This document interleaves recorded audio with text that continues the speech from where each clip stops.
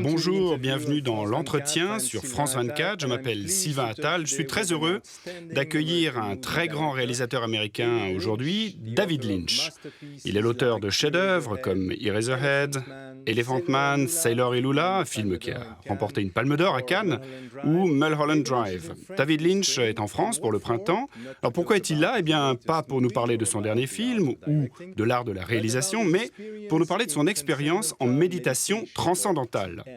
La méditation transcendantale, il la pratique depuis plus de 30 ans maintenant. Alors il nous dit que la méditation transcendantale peut nous ramener au nectar le plus doux de la vie, que c'est un remède extraordinaire, un anti-stress, notamment pour les enfants, et que si plus de au moins 8000 personnes le font ensemble, eh bien ça peut amener la paix sur Terre. On est très heureux de vous accueillir sur France 24, Monsieur Lynch. Je suis très content d'être là. Merci beaucoup. Alors c'est tentant. C'est très attirant. Aujourd'hui, on ne va pas parler des films, mais de la violence scolaire, la violence à l'école. C'est ça le problème en France, mais également dans les écoles à travers le monde entier. Et nous sommes tellement stressés, et ce stress affecte les jeunes à des âges de plus en plus précoces. Tous les êtres humains en sont affectés. Et il y a tellement de choses négatives liées au stress, les maladies, des comportements bizarres, des drogues pharmaceutiques, des handicaps d'apprentissage, des mauvais rapports humains, tout cela est lié au stress. Et si vous êtes sérieux pour réduire la violence, si vous voulez sérieusement réduire la violence à l'école, pas seulement réduire la violence, mais améliorer les niveaux scolaires, améliorer la qualité des rapports humains, améliorer les rapports entre élèves et professeurs, améliorer l'amour de la vie et de l'apprentissage, il faut que ça vienne de l'intérieur de nous. Toutes ces cures superficielles ne traitent pas le cauchemar qui se trouve à l'intérieur des êtres humains, des élèves et des étudiants. Donc des classes plus réduites, plus d'enseignements personnalisés, des salles de classe attrayantes, des livres de classe neufs, des détecteurs de métro, des caméras dans les préaux des écoles ne vont rien faire pour réduire les difficultés intérieures à l'homme. Si vous leur donnez cette technique qui permet de plonger dans le trésor qui se trouve dans chaque être humain. Je vais vous dire où vous allez. Je crois que vous avez fait un petit dessin. La surface de la vie, la surface, OK ? Ici, nous avons la matière. Et ici, nous avons l'esprit. Les scientifiques, il y a 300 ans environ, voulaient savoir de quoi était composée cette matière, ce verre, ce métal, et de quoi étions-nous composés. Ils ont commencé à approfondir la connaissance de la matière. Ils ont trouvé des molécules, des atomes, des particules de plus en plus petites, des électrons. On apprend tout ça à l'école. Ils ont découvert tout ça à des niveaux plus profonds de matière, des particules de plus en plus petites. Ils ont trouvé 4 forces. Et à un niveau plus profond, ces 4 forces deviennent 3 forces. Et à un niveau encore plus profond, ils deviennent 2 forces. Et il y a 35 ans, ils ont découvert le champ unifié, le champ de l'unité de toutes les particules et de toutes les forces de la création. Non seulement ont-ils découvert ce champ unifié, ils ont dit que tout ce qui existe a émergé de ce champ. Donc on est tous issus de ce champ unifié. Ce champ, en effet, est notre foyer. Foyer, c'est très étrange. Il y a la science de la conscience. Il s'agit d'un champ de conscience pure. La conscience est la clé. Chacun des êtres humains a la conscience, mais il n'en a pas la même quantité. Et quand on parle à son soi, qui n'a pas d'âge, le moi, l'océan infini, éternel, d'unité, de conscience pure, il y a beaucoup de noms pour décrire ce champ. Il s'agit du champ transcendantal, la conscience transcendantale, la félicité pure, la totalité du soi, le royaume des cieux, le Tao, l'existence. Mais comment s'en approcher ? Parce que c'est ça le processus de la méditation, je suppose. La méditation transcendantale est une technique mentale. On parle de l'esprit. Comment on y arrive? C'est à travers une technique mentale. La méditation transcendantale va facilement et sans effort vous amener de la surface jusqu'à la source de la pensée, qui est le transcendant.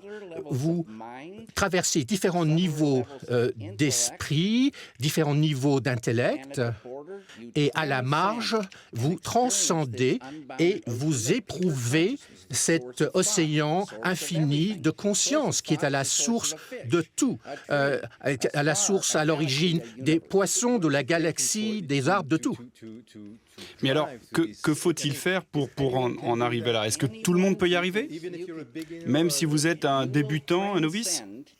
Oui, tout le monde. Vous allez éprouver la conscience pure dès votre première séance de méditation. Ça ne demande pas de la concentration ou de la contemplation. Toute activité mentale va vous limiter à la surface. Vous n'arriverez pas dans les profondeurs. C'est ce champ qui fait tout. La méditation transcendantale est la clé qui ouvre l'accès à ce niveau-là. Et vous en faites tous les jours, 2 fois par jour, d'accord?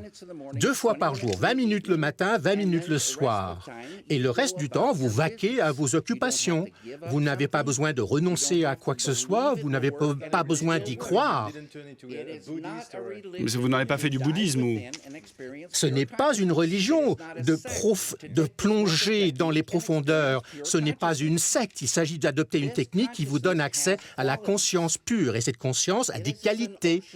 C'est un océan d'intelligence infinie, de créativité infinie, d'amour infini, de bonheur infini, d'énergie infinie, de paix infinie. Et quand vous éprouvez, quand vous connaissez cela sincèrement, vous allez le diffuser. Et quelle que soit la taille de votre bulle de conscience, cette bulle va s'étendre. Et en étendant votre conscience, il y a des effets secondaires. Et l'effet secondaire est tellement beau. La négativité commence à diminuer. Le stress, l'anxiété, l'angoisse, la tension, la tristesse, la déprime, la colère, la rage, la haine, le désespoir commencent à disparaître et vous vous sentez de plus en plus libre. C'est précisément ce que vous avez ressenti il y a des années, n'est-ce pas? Oui, je l'expérimente tous les jours. Alors, qui vous a fait ressentir ça pour la première fois?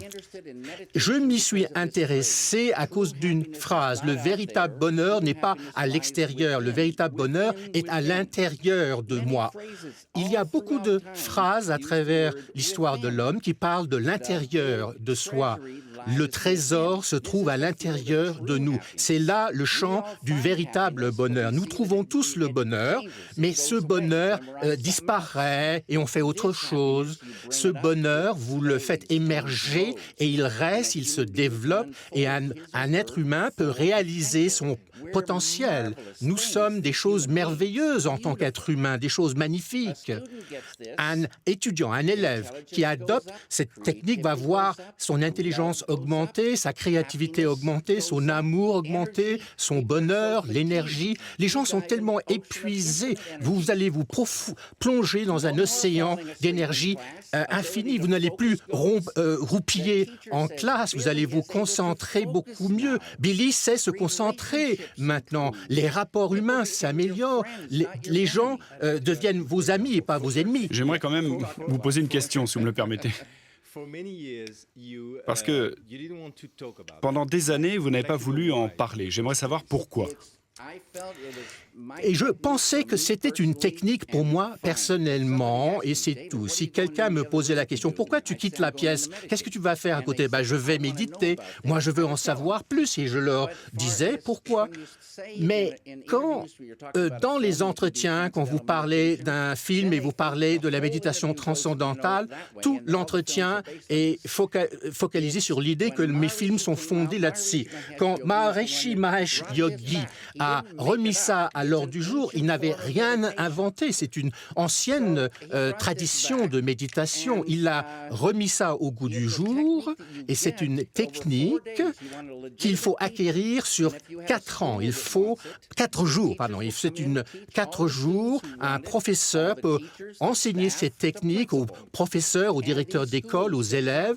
Et les écoles qui ont adopté cette technique dans le monde entier, il y a une vingtaine d'écoles aux États-Unis. Quand ma fondation a été créée, il n'y en avait que 3. Prenez une école en difficulté. En moins d'1 an, la violence s'arrête et des tas de choses positives ont lieu. Où est-ce que vous avez connu ça dans des écoles? Est-ce qu'il y a des écoles où ça marche?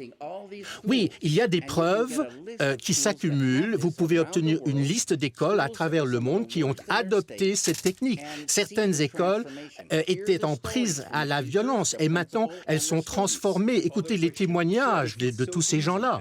Une autre question. Alors, ça semble facile, mais est-ce qu'il y a des coûts à engager?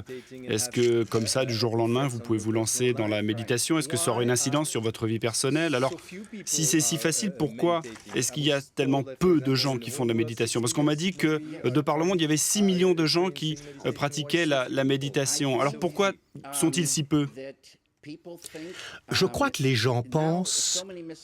Aujourd'hui, il y a beaucoup de malentendus, mais beaucoup de malentendus disparaissent. 6 ou 7 millions vont bientôt devenir 100 millions, voire 1 milliard de personnes bientôt. Car aujourd'hui, il y a tellement de travaux de recherche sur ce domaine. La recherche sur le cerveau. Les personnes qui éprouvent ce niveau de transcendance, c'est la seule expérience de la vie qui éclaire complètement le cerveau à l'électroencéphalogramme. Donc, c'est une cohérence cérébrale totale et on voit le rapport entre ce champ et l'être humain. Tout ce qu'on fait dans la vie, on n'utilise que 5 à 10% de notre cerveau. C'est une expérience qui mobilise tout votre cerveau. Quand vous avez éprouvé la transcendance, c'est une expérience holistique. David, je suis désolé, il va falloir faire une pause parce que bon, ça fait 12 minutes qu'on discute, c'est passionnant, je dois dire, mais j'aimerais entendre ce que vous avez à nous dire sur l'influence de la méditation sur vos films, sur votre travail. Alors, on va faire une pause et puis je tiens à dire aux téléspectateurs que la deuxième partie de cette interview sera diffusée demain et qu'on va donc refaire une interview entière avec vous parce que j'aimerais justement qu'on revienne sur toutes ces questions. Donc, une petite pause et on se retrouve demain pour la deuxième partie de l'interview de David Lynch.